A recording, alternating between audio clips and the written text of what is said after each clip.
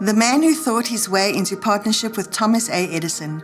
Truly, thoughts are things, and powerful things at that, when they are mixed with definiteness of purpose, persistence, and a burning desire for their translation into riches or other material objects. A little more than 30 years ago, Edwin C. Barnes discovered how true it is that men really do think and grow rich. His discovery did not come about at one sitting. It came little by little, beginning with a burning desire to become a business associate of the great Edison. One of the chief characteristics of Barnes' desire was that it was definite. He wanted to work with Edison, not for him. Observe carefully the description of how he went about translating his desire into reality, and you will have a better understanding of the 13 principles which led to riches. When this desire or impulse of thought first flashed into his mind, he was in no position to act upon it. Two difficulties stood in his way. He did not know Mr. Edison, and he did not have enough money to pay his railroad fare to Orange, New Jersey. These difficulties were sufficient to have discouraged the majority of men from making any attempt to carry out the desire, but his was no ordinary desire. He was so determined to find a way to carry out his desire that he finally decided to travel by blind baggage rather than be defeated. To the uninitiated, this means that he went to East Orange on a freight train. He presented himself at Mr. Edison's laboratory and announced he had come to go into business with the inventor. In speaking of the first meeting between Barnes and Edison years later, Mr. Edison said, "He stood there before me, looking like an ordinary tramp, but there was something in the expression of his face which conveyed the impression that he was determined to get what he had come after." I had learned from years of experience with men that when a man really desires a thing so deeply that he is willing to stake his entire future on a single turn of the wheel in order to get it, he is sure to win. I gave him the opportunity he asked for because I saw he had made up his mind to stand up by until he succeeded. Subsequent events proved that no mistake was made.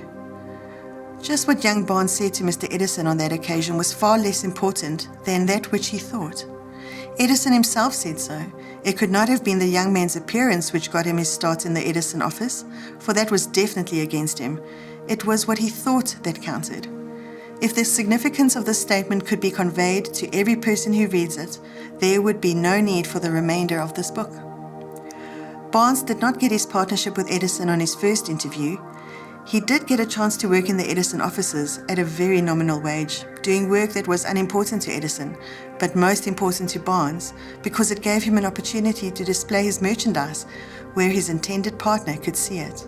Months went by. Apparently nothing happened to bring the coveted goal which Barnes had set up in his mind as his definite major purpose. But something important was happening in Barnes's mind. He was constantly intensifying his desire to become the business associate of Edison. Psychologists have correctly said that when one is truly ready for a thing, it puts in its appearance. Barnes was ready for a business association with Edison. Moreover, he was determined to remain ready until he got that which he was seeking. He did not say to himself, "Oh well, what's the use? I guess I'll change my mind and try for a salesman's job." But he did say, "I came here to go into business with Edison, and I'll accomplish this end if it takes the remainder of my life." He meant it. What a different story men would have to tell if only they would adopt a definite purpose and stand by that purpose until it had time to become an all-consuming obsession.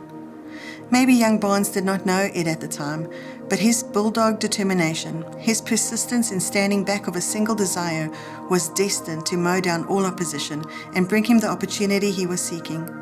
When the opportunity came, it appeared in a different form and from a different direction than Barnes had expected. That is one of the tricks of opportunity. It has a sly habit of slipping in by the back door, and often it comes disguised in the form of misfortune or temporary defeat. Perhaps this is why so many fail to recognize opportunity.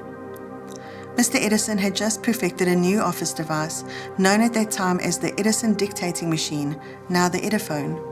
His salesmen were not enthusiastic over the machine.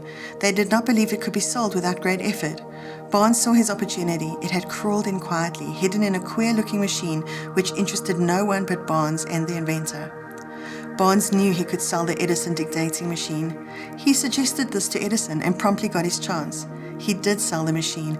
In fact, he sold it so successfully that Edison gave him a contract to distribute and market it all over the nation.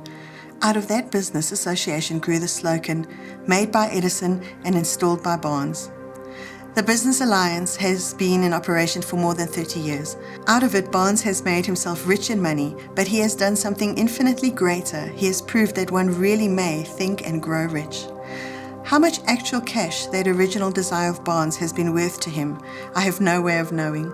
Perhaps it has brought him $2 or $3 million, but the amount, whatever it is, becomes insignificant when compared with the greater asset he acquired in the form of definite knowledge that an intangible impulse of thought can be transmuted into its physical counterpart by the application of known principles. Barnes literally thought himself into a partnership with the great Edison. He thought himself into a fortune. He had nothing to start with except the capacity to know what he wanted and the determination to stand by that desire until he realized it. He had no money to begin with. He had but little education. He had no influence, but he did have initiative, faith, and the will to win. With these intangible forces, he made himself #1 man with the greatest inventor who ever lived. Now, let us look at a different situation and study a man who had plenty of tangible evidence of riches, but lost it because he stopped 3 feet short of the goal he was seeking.